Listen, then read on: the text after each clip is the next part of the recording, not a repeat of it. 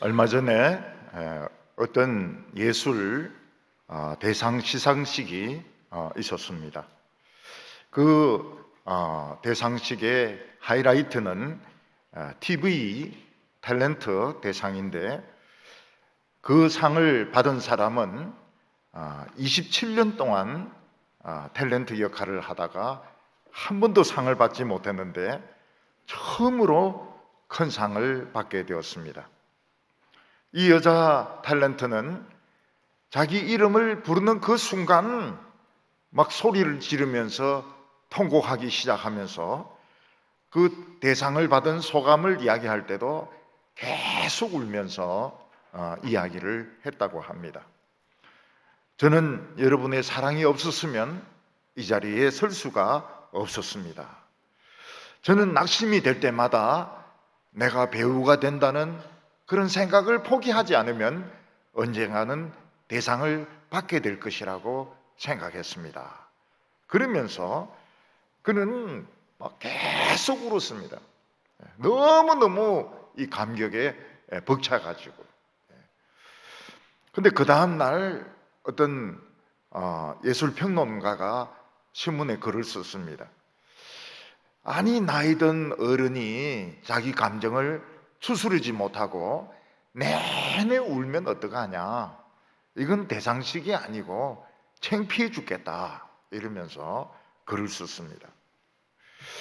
이런 걸 보면 보는 각도에 따라서 사람의 생각이 너무 틀린 것을 볼 수 있습니다.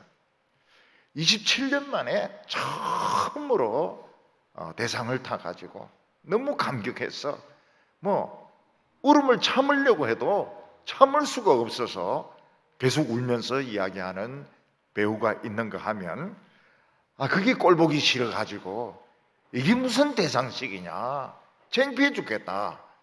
주로 노인이죠.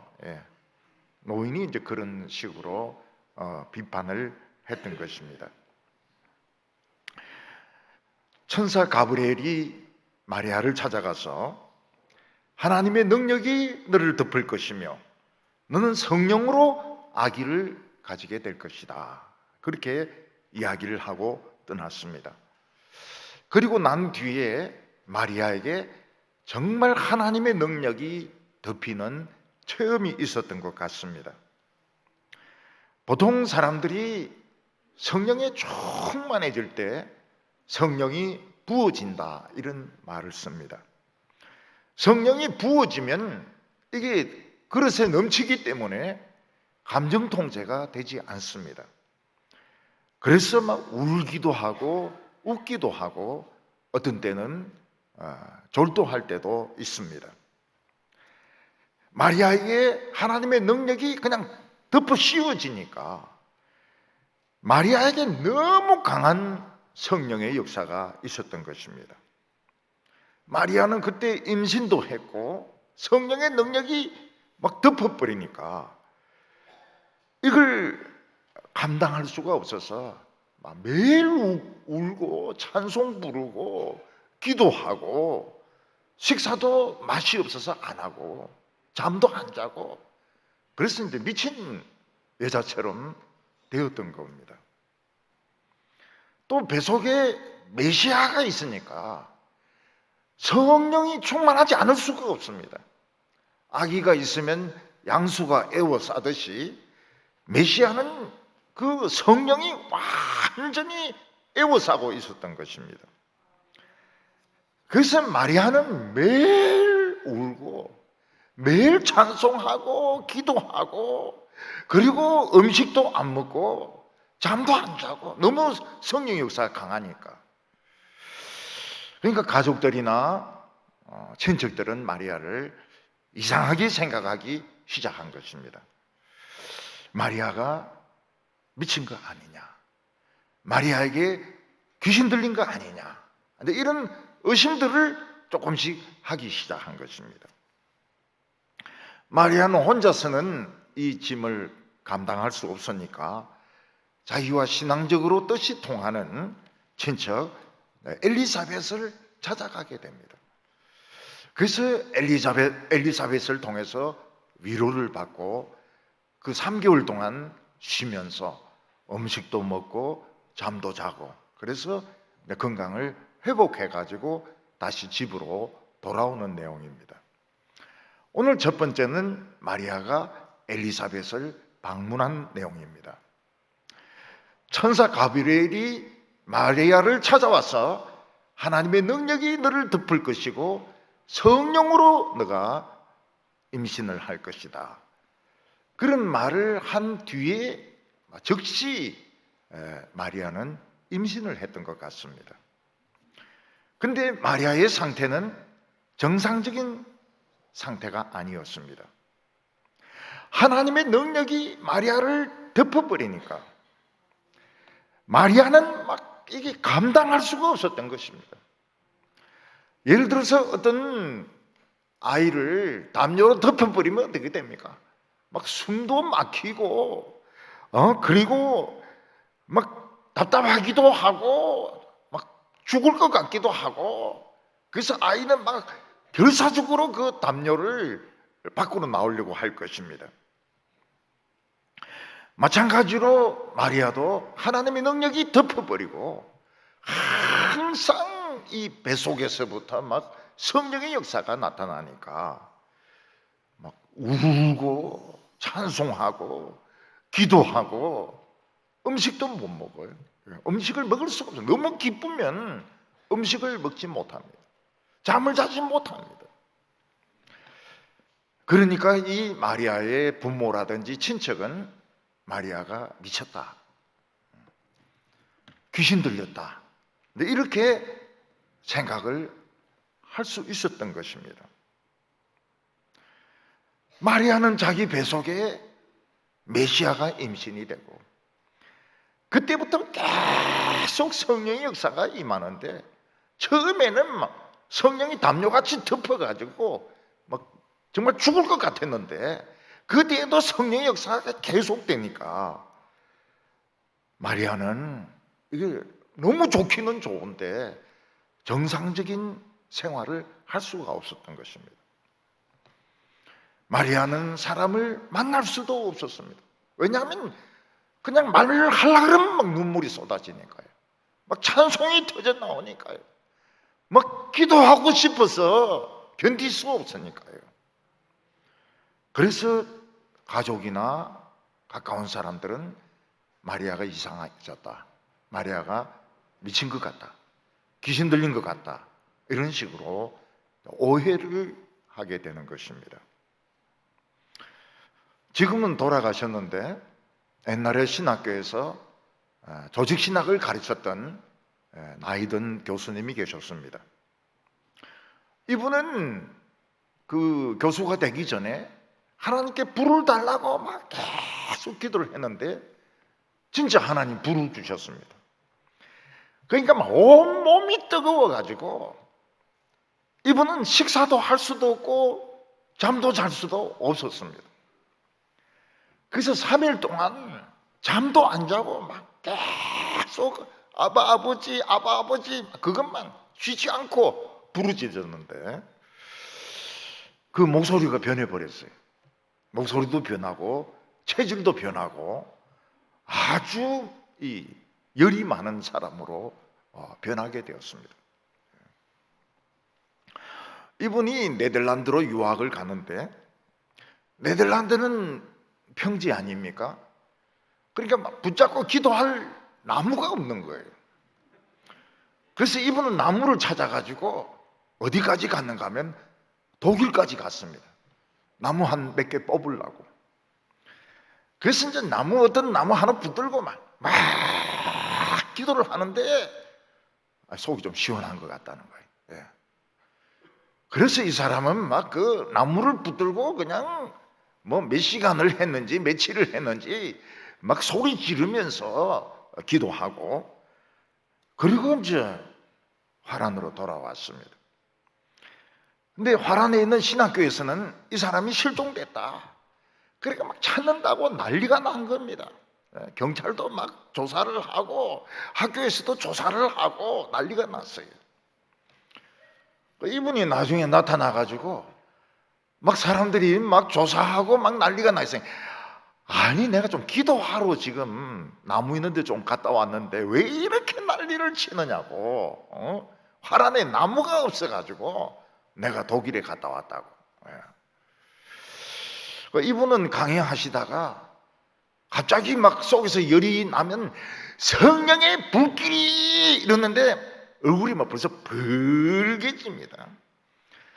그리고 그때부터는 막 소리 지르면서 뭐 무슨 소리인지 모르겠어요. 자기가 막 성령의 불길이 이러면서 막 소리를 지르는데 좌우간 아주 그 참 뜨거운 분이었습니다.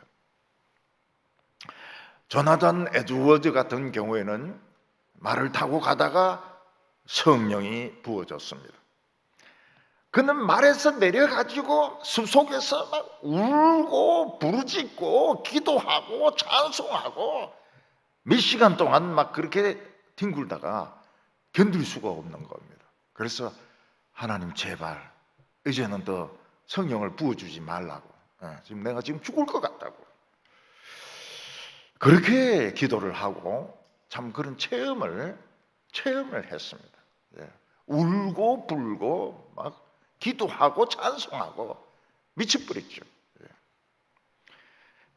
다윗은 하나님의 언약궤를 운반할 때 막 성령이 임하니까 너무 기뻐서 막 춤을 춥니다. 춤을 춰요. 왕의 체면도 다 벗어버리고 옷이 벌럭벌럭거리는 것도 모르고 막 그냥 춤을 막 추는 거예요. 엉덩이가 보이는지도 모르고 막 그냥 춤을 추는 겁니다. 너무 기뻐가지고. 이 부인 미갈이 다윗이 집에 들어오니까 그런 체험을 모르거든요. 오늘 당신이 뭐 옷이 펄럭이는 것도 모르고 엉덩이가 보이는 것도 모르고 춤추니까 시녀들이 굉장히 볼만했을 것 같다. 그렇게 하면서 빈정거렸습니다.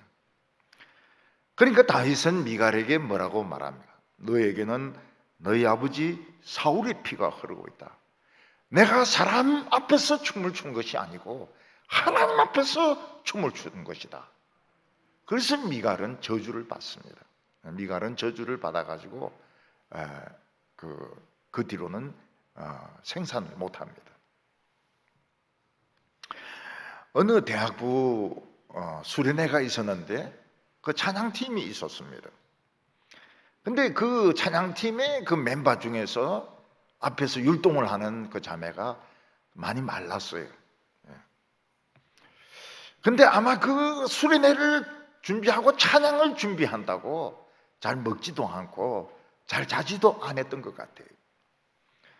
그 여학생은 막 율동하다가 쓰러져서 기절해 버렸습니다. 그래서 제가 가서 좀 일으켜서 이렇게 앉히니까 정신이 들면서 목사님, 제가 귀신 들렸나요? 그렇게 첫 마디가 그건 겁니다. 자기가 귀신이 들려가지고 쓰러진 줄 아는 거예요. 그래, 아니고 네가 이 수련회를 준비한다고 찬양을 준비한다고 네가 잘 먹지도 안 하고 또 그리고 잘 자지도 않고 또 몸도 약하니까 네가 지쳐서 쓰러진 거야.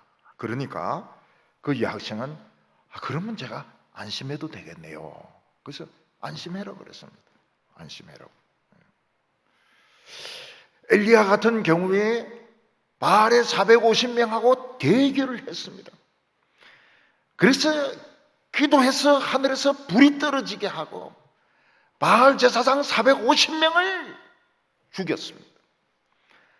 그리고 3년 반 동안 오지 않던 비가 오도록 간절하게 기도합니다. 막 진이 다 빠질 정도로 기도합니다. 근데 막 비가 막 쏟아지니까 그 아합의 병거가 그 진흙탕에 빠지지 않도록 자기가 앞에서 뛰면서 그 마차를 에스코트를 했습니다. 근데 그 다음날 이세벨이 자기를 잡아 죽이려고 한다는 것을 알고는 유다로 도망을 칩니다. 유다도 불안하니까, 유다하고 이스라엘하고 굉장히 가까우니까요. 유다도 불안하니까 광야로 도망을 쳐가지고 그 로뎀 나무 밑에서 자기를 죽여달라고 기도를 합니다. 하나님께서는 천사를 보내어서 이 못난 자식아 이렇게 말하지 않습니다. 떡과 물을 주시고 그냥 먹고 자라. 먹고 자라. 왜냐하면 에너지가 다 고갈되어서 그런 걸 알고 계시는 겁니다. 먹고 자고 며칠간 아무것도 안 하고 먹고 자고 이러니까 또 힘이 생겨가지고 또 그 시내산까지 또 막 달려갑니다. 호렙산까지 막 뛰어갑니다. 그러니까 이 엘리야도 체력이 대단했던 것 같아요. 근데 그 엄청난 영적인 전쟁을 치르면서 에너지가 다 번아웃이 돼버린 겁니다. 에너지가 다 고갈돼 버린 겁니다. 그러니까 침체가 돼가지고 자기를 죽여달라고. 그러니까 하나님이 알고 계셔요. 이거는 신앙이 없는 게 아니고 에너지가 다 빠진 것이라고. 에너지가 다 빠진 것이라고. 그래서 천사를 보내어서 떡을 주고 물을 주고 이래가지고 기운을 되차리게 하는 것입니다. 마리아는 하나님의 능력이 그를 담요같이 덮어버리고 그리고 메시아를 임신한 이후에 그냥 엄청난 성령의 역사가 막 밀물같이 막 밀려오는 것입니다. 마리아는 그 상태 그대로 있으면 죽을 것 같아요. 질식해서 죽을 것 같아요. 그래서 마리아는 자기 사정을 좀 누구한테 이야기를 하고 이 짐을 누구와 좀 나누었으면 자기가 살 것 같은 생각이 든 것입니다. 근데 마리아 주위에는 마리아를 이해해주고 마리아를 인정해줄 사람이 아무도 없었습니다. 전부 신앙이 없는 거예요. 마리아는 좀 진정이 되고 먹기도 하고 잠도 자야 되는데 아무도 마리아를 이해해줄 사람이 없었습니다.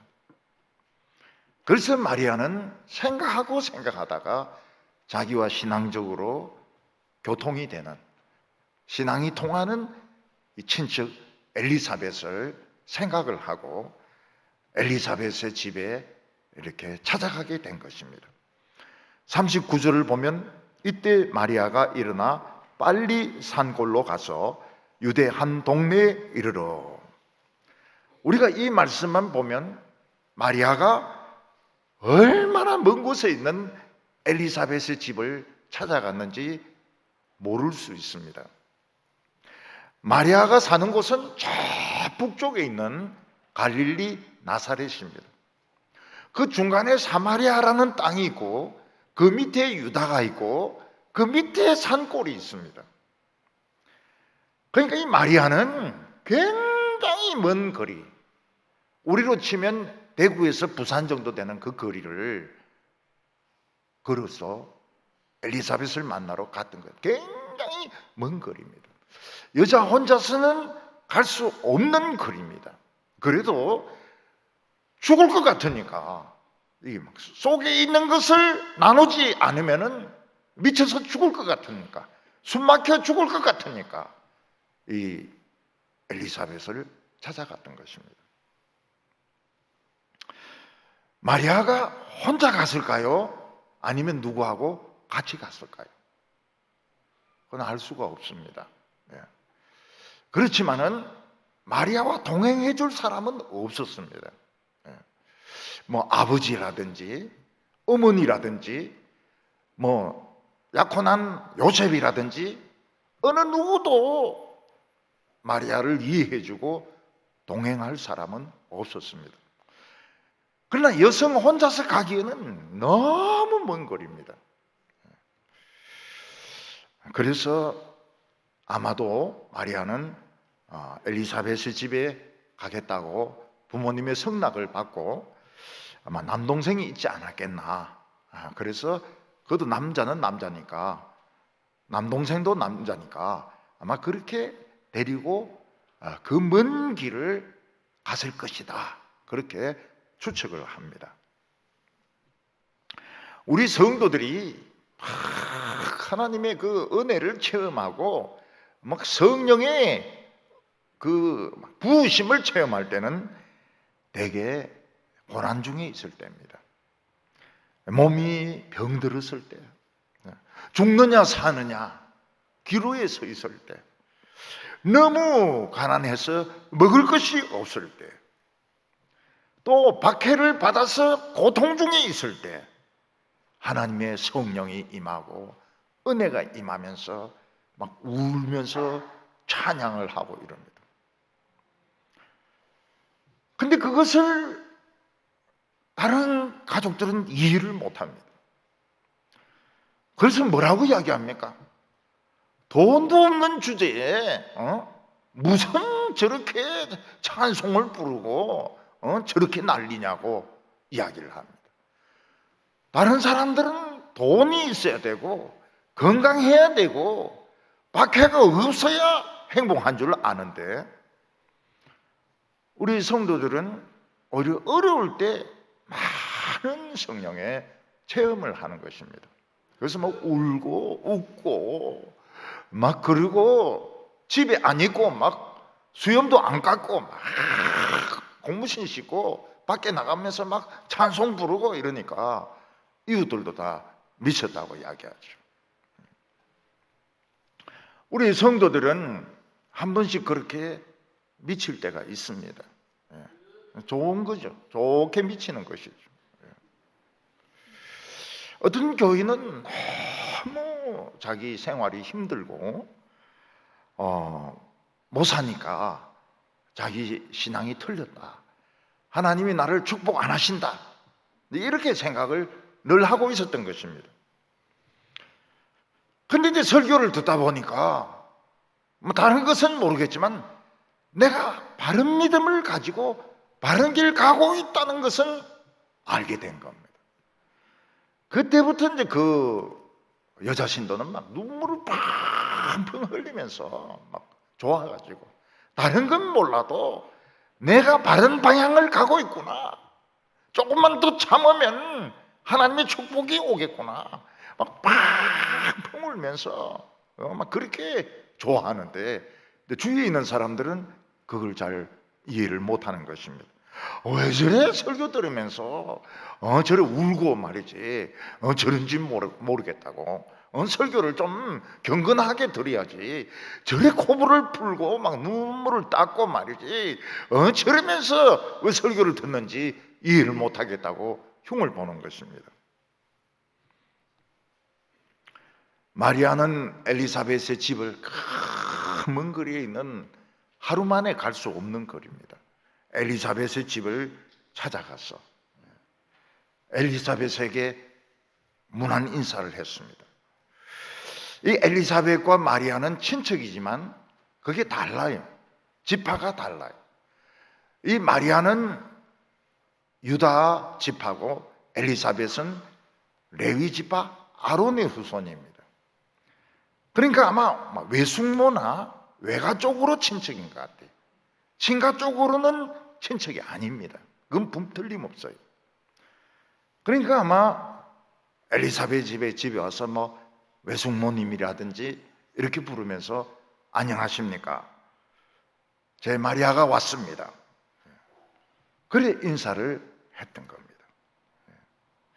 오늘 두 번째는 태중에 있는 엘리사벳의 태중에 있는 아기가 이 마리아를 알아보고 기뻐하는 것입니다. 아마 이때 마리아는 임신한 지 한 달이나 두 달쯤 되는 것 같고, 엘리사벳은 한 7개월이나 8개월, 한 7개월 정도 되지 않았나 이렇게 생각이 됩니다.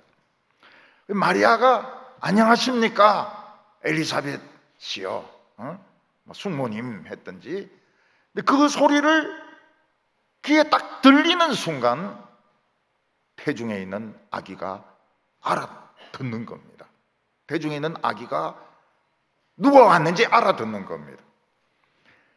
그래서 이 아기가 뱃속에서 막 너무 기뻐가지고 막 안에서 막 날뛰는 거예요. 안에서 엄마 뱃속에서 막 팔을 뻗으면서 할렐루야 통역을 하면 할렐루야 우리 주님의 어머니가 오셨구나 기뻐 죽겠다 막 애기가 막 그 안에서 막 발버둥을 치고 막 손을 뻗고 막 헤딩을 하고 이러니까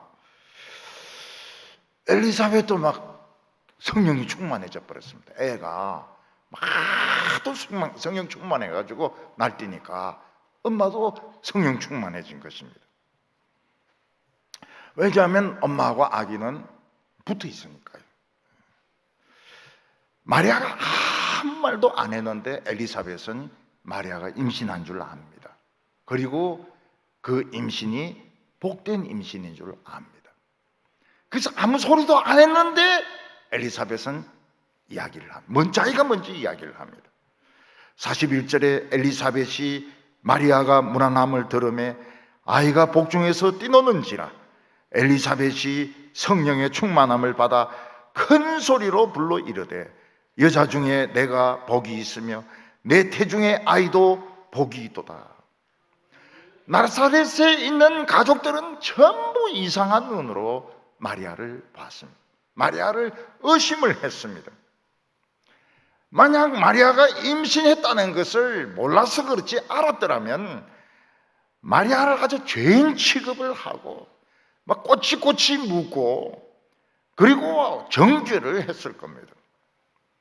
근데 엘리사벳은 성령에 충만하니까 마리아가 아무 소리를 안 했는데도 너에게 하나님이 큰 일을 행하셨고 너도 복 있는 자죠. 여자들 중에서 너는 정말 복 있는 자이고 내 태중에 있는 아기도 복이 있다. 이렇게 아무 소리도 안 했는데 마리아가 자기 형편과 처지를 설명을 안 했는데도 엘리사벳은 이것을 알아서 인정을 해 주었습니다.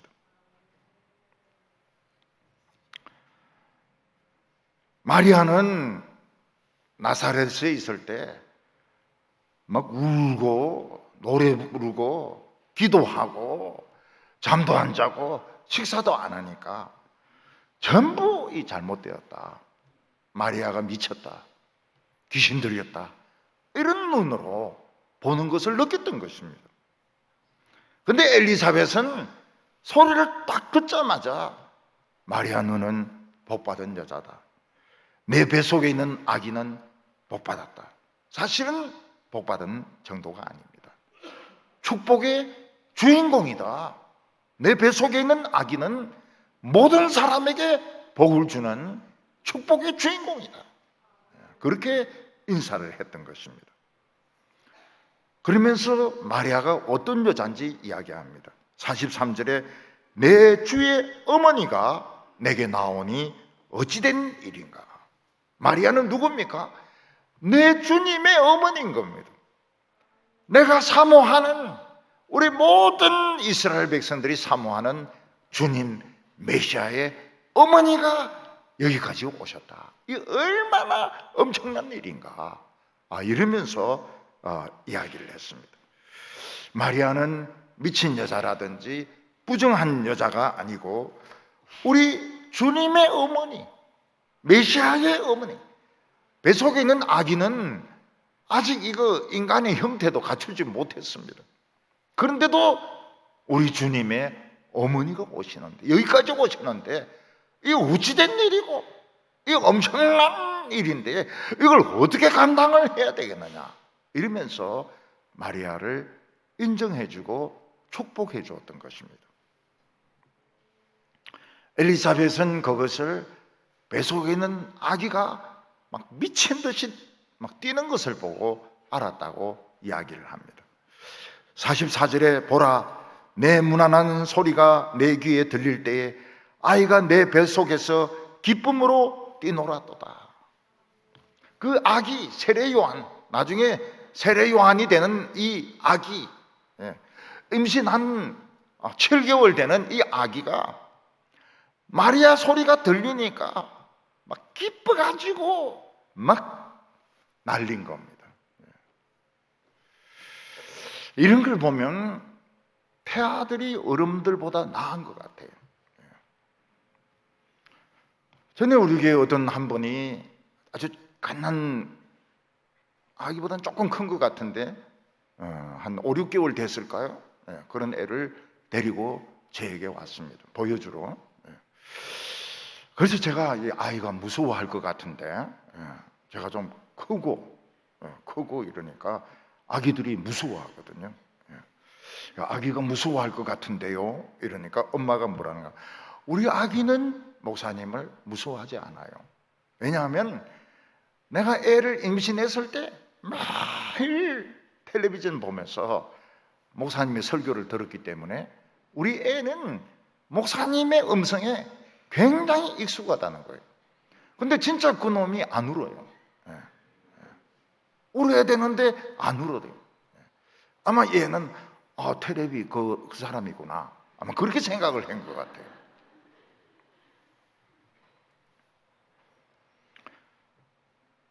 전에 제 제자가 있었는데요.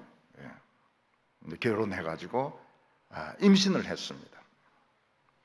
근데 이제 아기 낳을 때가 다 됐는데 초음파 검사를 해보니까 아기가 이 탯줄을 목에 감고 앉아 있는 겁니다. 이 앉아 있는 게 거꾸로 있는 거거든요. 거꾸로 있어야 이게 정위치인데 이놈이 엉덩이를 밑에 놓고 머리는 위쪽에 올라가 있고 목에 탯줄을 감고 있는 게 초음파에 나온 겁니다. 그래서 그 엄마가 걱정을 해요. 아이고 이대로 나가다가는 애가 죽을지도 모르겠다고. 이 탯줄이 쫄려가지고 호흡 곤란이 올지도 모르겠다고. 그래서 제가 걱정하지 말라고 그랬어요. 걱정하지 말라고. 어린 데는 성령의 역사가 있으니까 걱정하지 말라고. 그 엄마가 교회 수련회 가가지고 막 굉장히 뜨겁게 찬양을 하는 겁니다. 찬양을 막 울면서 막 찬양을 하는 거예요. 이걸 이제 이놈이 안 겁니다. 야, 엄마가 이래 찬양을 하는데 내가 침체돼 가지고 목에 탯줄이나 감고 이래 있어가지고 되겠나? 이거는 성도로서 부끄러운 일이다. 그 이놈이 이걸 풀어버렸어. 자기 손으로 풀어버리고 이게 틀린 위치인가 보지. 그래서 헷가닥 해가지고 이놈이 정위치로 거꾸로 이제 이놈이 위치를 잡은 겁니다. 그래서 순산을 했어요. 순산을 했어요. 이게 애가 이제 커가지고 지금 이제 결혼한다고 지금 난립니다. 그러면서 결혼이 안 된다고. 남자들은 좋아하는 것 같은데 애가 눈에 안 차는가 봐요. 보통 애가 아니거든요. 탯줄을 풀고 막 태중에서부터 막 은혜를 받아 놓으니까 남자들이 눈에 안 차는가 봐요.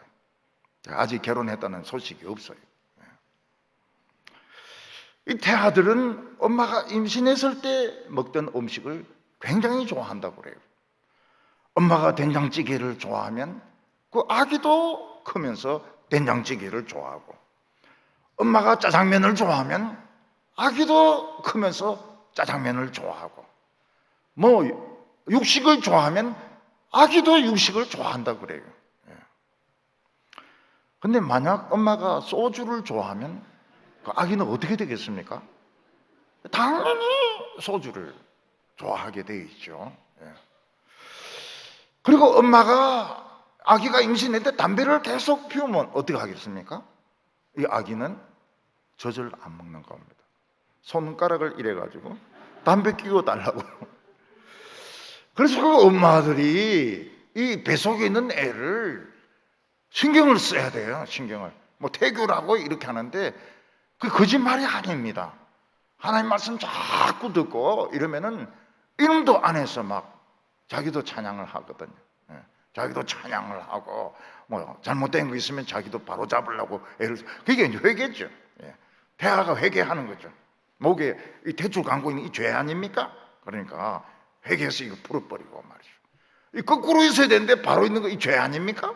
그러니까 회개해가지고 거꾸로 헷가닥 이렇게 해가지고 잘 나오는 게 이게 하나님의 은혜거든요. 엄마가 소주 마시면은 배를 똑똑 두드려야 됩니다. 여보세요, 여보세요. 그 좀 독한 거 마시지 말라고. 막 담배 막 피우고 이러면은 여보세요, 여보세요. 답답해요. 담배 피우지 마세요. 찬송하세요, 찬송. 어마마마 찬송하세요. 이 아기들도 이게 굉장히 그 영성이 있어요. 뱃속에 있는 그 아기들도 영성이 있어요. 45절에 보면 주께서 하신 말씀이 반드시 이루어지리라 고 믿은 여자에게 복이 있도다. 마리아는 자기가 메시아를 임신하면, 성령이 덮으면 모든 사람들이 기뻐하고 좋아할 줄 알았습니다. 그런데 마리아의 믿음은 소용이 없었습니다. 마리아는 자꾸 미치는 것 같았고 죽을 것 같았고, 가족들이나 친족들은 마리아를 미쳤다, 귀신 들렸다 막 이렇게 생각해가지고 멀리하고 의심하고 멸시를 하는 것입니다. 때로는 우리의 믿음이 이루어지지 않을 때가 있습니다. 이번에 대학은 정말 합격할 줄 알았는데, 이번에 결혼은 꼭 성사가 될 줄 알았는데, 그게 이루어지지 않으면은 내 믿음이 무슨 소용이 있는가 이렇게 생각하기 쉬운데, 믿은 사람에게는 복이 있다고 그랬습니다. 하나님을 믿은 사람은 복이 있습니다. 뜻이 지금 안 이루어져도 복이 있습니다. 왜냐하면 하나님의 뜻이 조금 뒤에 더 멋있게 이루어지기 때문에, 틀림없습니다. 틀림없기 때문에 믿어야 됩니다. 하나님을 믿어야 되고 예수님의 말씀을 믿어야 됩니다. 오늘 세 번째는 마리아의 찬송이 나오게 됩니다. 마리아는 엘리사벳이 자기를 축복해 주니까 그 화답을 하나님에 대한 찬양으로 화답을 했습니다. 근데 마리아는 엘리사벳을 만나면서 이제 속에 든 것을 그냥 말할 필요도 없이 엘리사벳이 먼저 이야기를 해버리는 겁니다. 그러니까 마음이 진정이 되면서 이제 식사도 하고 잠도 자고, 또 성령 역사가 임해도 두 사람이 있으니까 같이 미치니까 마음이 두렵지 않고, 그래서 마리아가 거기서 잘 지내게 됩니다. 우리 성도들에게는 참 위로가 필요합니다. 같은 믿음을 가진 성도들의 믿음이 필요합니다. 위로가 필요합니다. 병이 걸렸을 때, 집안에 어려움이 있을 때, 또 막 성령 역사가 나타나고 이럴 때도 사람들은 이해를 못 해줄 때가 많이 있습니다. 그때 누군가 성숙한 크리스찬이 그의 신앙을 인정해주고, 네가 정말 복받은 사람이다, 네가 정말 복받은 남자다, 네가 복받은 여자다, 그렇게 인정을 해줄 때에 이 마음의 답답한 것과 그 상처가 치료가 되면서 막 찬양이 나오게 됩니다. 이 마리아가 한 찬양은 아주 유명한 찬양이 되었습니다. 마리아 송가라 해가지고. 근데 이 찬양의 가사는 똑같지는 않지만 사무엘의 어머니 한나의 그 기도와 사상이 똑같습니다. 표현은 다 틀리지만 사상적으로는 연결이 됩니다. 이것을 보면은 이스라엘 안에는 그 여성들 안에 아주 강한 이 라인이 있었던 겁니다. 그 라인이 뭔가 하면 성경 말씀을 믿고 메시아가 올 것을 기다리는 이런 여성들, 이 한나, 이 마리아 같은 이런 라인들이 이스라엘 안에 있었던 것입니다. 이런 신앙의 라인이 사실은 이스라엘을 지켜주는 힘이었습니다. 마리아의 찬송은 세 부분으로 나눌 수 있습니다. 첫 번째는 마리아가 자기 자신과 하나님의 관계를 노래하고 있습니다. 46절에 보면 마리아가 이르되 내 영혼이 주를 찬양하며, 내 영혼이 주를 찬양합니다. 우리는 이 복음송을 자주 부릅니다. 왜냐하면 마리아가 생각이 나가지고. 천주교 사람들은 뭐 슈베르트의 아베 마리아, 저도 그거 좋아합니다. 아베 마리아 참 훌륭한 음악이죠. 그런데 우리에게는 마리아의 찬송의 그 첫 가사를 가지고 만든 복음송이 내 영혼이 주를 찬양합니다. 기뻐하라 나의 영혼아. 엄마의 태도는 아기에게 많은 영향을 미칩니다. 마리아는 뭐라고 말하고 있습니까? 47절에 내 마음이 하나님 내 구주를 기뻐하였으면, 마리아는 자기 속에 있는 이 구주를 기뻐하고 있습니다. 아무도 이해해주지 않지만 환영하고 있습니다. 메시아여, 나는 당신을 기뻐합니다. 나는 당신을 좋아합니다. 나는 당신을 환영합니다. 예수님은 아직 사람의 형태도 갖추지 못했지만은 좋아하시는 거예요. 전에 어떤 자매가 있었는데, 교회에 있는 자매가 있었는데 남편하고 사이가 좀 안 좋고 시집하고 좀 사이가 안 좋아요. 그런데 임신을 하게 된 겁니다. 그러니까 이 아기를 죽이려고요, 이 엄마가 아기를 죽이려고 막 그 끈을 가지고 배를 막 졸라매기도 하고 일부러 좀 높은 데서 뛰어내려서 아기가 유산이 되도록 막 그렇게도 했는데 이 아기는 꼼짝도 안 했습니다. 안에 뭐 잡고 있는 게 있었던 것 같아요. 아기가 태어났습니다.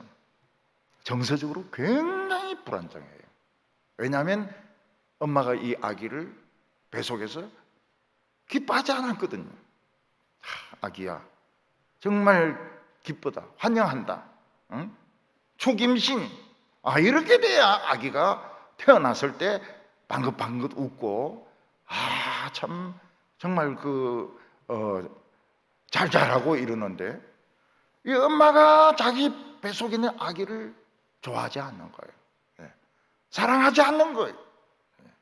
막 끈으로 막 묶어가지고 이는 목을 막 조르려고 한 거예요. 그러니까 아기가 아주 정서적으로 불안합니다.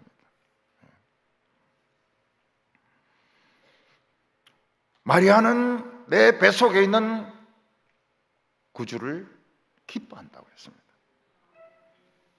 하나님이 나에게 메시아를 보내셨는데 나는 환영합니다.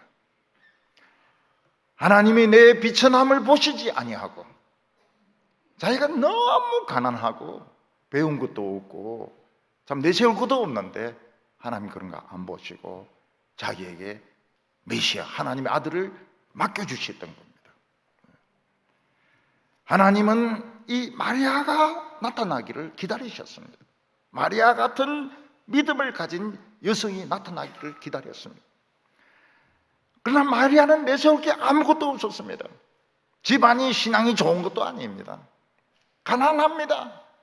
무식합니다. 잘 생긴지도 몰라요. 내세울 게 없지만은 하나님은 마리아의 믿음을 보시고 하나님의 아들의 생명을 마리아에게 맡겼던 것입니다. 마리아가 그냥 예수님 막 배를 쪼라매고 높은 데서 뛰어내리고 막 이렇게 하면 예수님이 얼마나 불안하겠습니까? 예수님이 태어나셨을 때 정서 불안정, 이렇게 태어나면 어떻게 합니까? 근데 마리아는 나는 기뻐합니다. 내 구주를 기뻐합니다. 좋아합니다. 환영합니다. 지금은 사람들이 이해를 하지 못하지만 만세의 사람들은 내가 복받았다고 이야기할 거라고 말을 했습니다. 왜냐하면 죽음을 무릅쓰고 메시아를 받아들였고 하나님 말씀에 순종해서 드디어 메시아가 이 세상에 오는데 성공했기 때문에 정말 마리아는 복된 여자인 것입니다. 우리 모든 인류에게 복된 여자인 겁니다.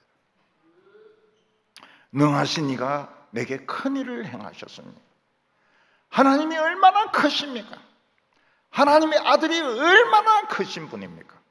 근데 하나님의 아들을 작게 또 작게 또 작게 만들어서 여자의 그 뱃속에 태아가 되게 하신 것입니다. 이거는 어느 누구도 이해할 수 없는 미스테리입니다. 성탄절은 이해하기 어려운 미스테리입니다. 그러나 정말 놀라운 일입니다. 하나님의 축복은 이 임신에서부터 시작되는 것입니다. 마리아의 찬송 두 번째는 이 아기가 할 일입니다.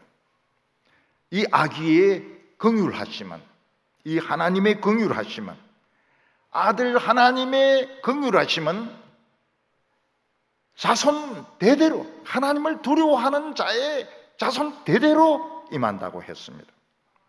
하나님의 말씀을 사랑하고 하나님을 믿는 자에게 특별한 사랑을 그 본인과 그 아들과 그 자손들에게 내려준다고 노래했습니다.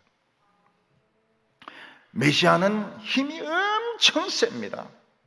그래서 그 능력으로 교만한 자를 쳐서 흩어버린다고 했습니다. 마치 겨우와 그리고 쭉정이 같이 그냥 흩어버리는 겁니다.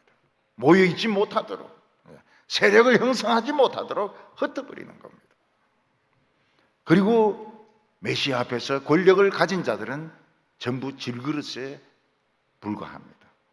이 메시아는 철장으로 전부 깨뜨려서 산산조각을 낼 것이라고 노래하고 있습니다. 하나님을 믿기 때문에 가난한 사람들, 하나님을 믿기 때문에 손가락질 당하는 사람들, 비천한 사람들, 하나님은 높이실 거라고 말했습니다. 존경을 받게 할 것입니다. 그들을 말씀으로 채워줍니다. 그리고 세상에 좋은 것으로 다 채워줍니다.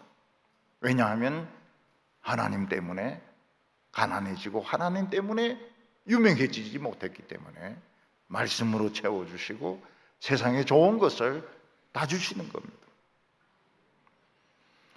그 대신 부요한 자는 빈손으로 돌아갈 것이라고 했습니다. 부자도 예수님에게 와서 그릇을 내밀고 손을 내밀지만 예수님은 아무것도 주시지 않습니다. 왜냐하면 자기가 주인인 줄 알고 이 천국의 구경꾼으로 있으니까 그들은 가져갈 몫이 하나도 없는 겁니다.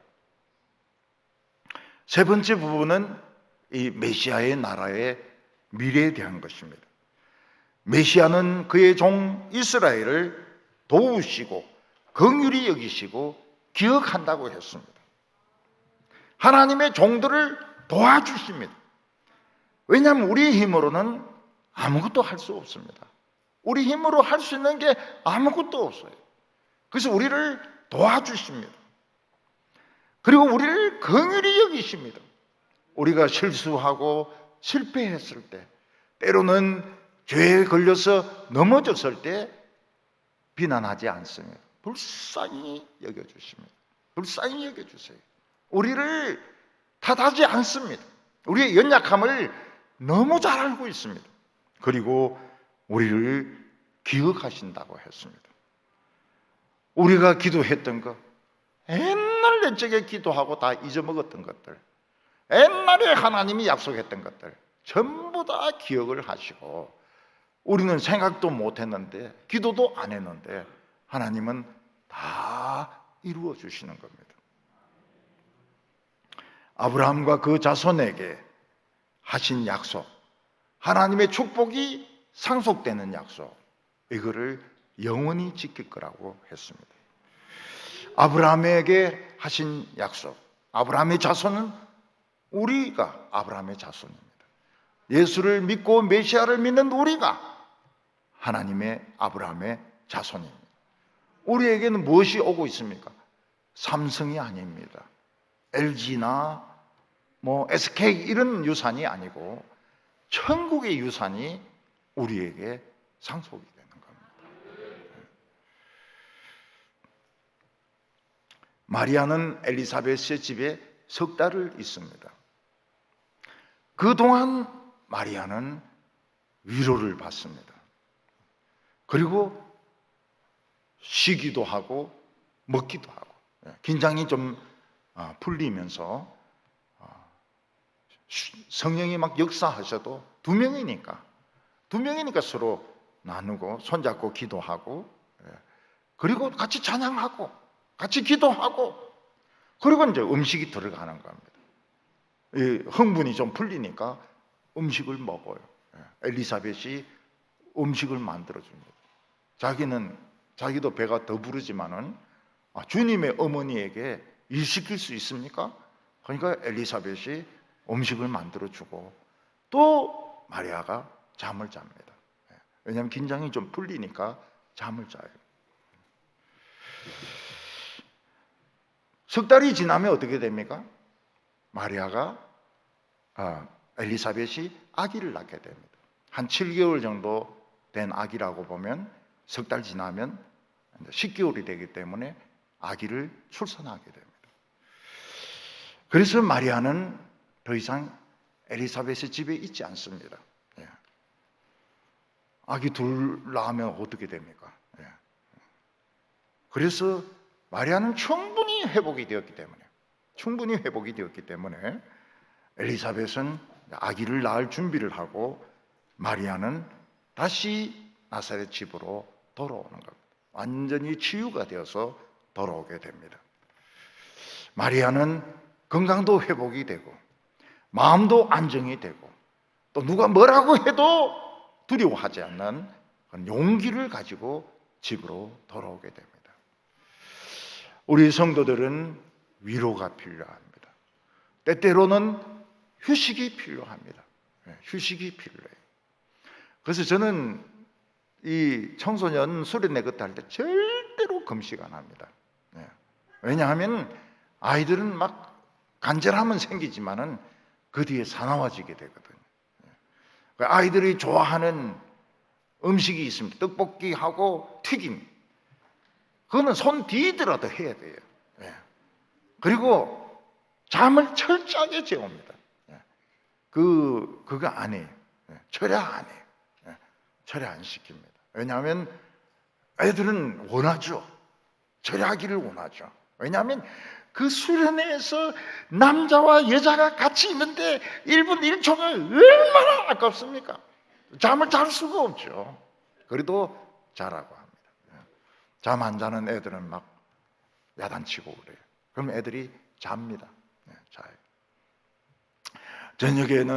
마지막 저녁에는 캠프파이어를 하고 막 노래도 부르고 춤도 추고 뭐 이러고는 들어가서 자라고 하면 들어가서 잡니다. 우리 성도들에게 위로가 필요합니다. 오늘 위로를 받으시기 바랍니다. 내 신앙에 뭔가 잘못되지 않았는가? 그게 아니라는 것을 확인받으시기를 바랍니다. 기도하겠습니다.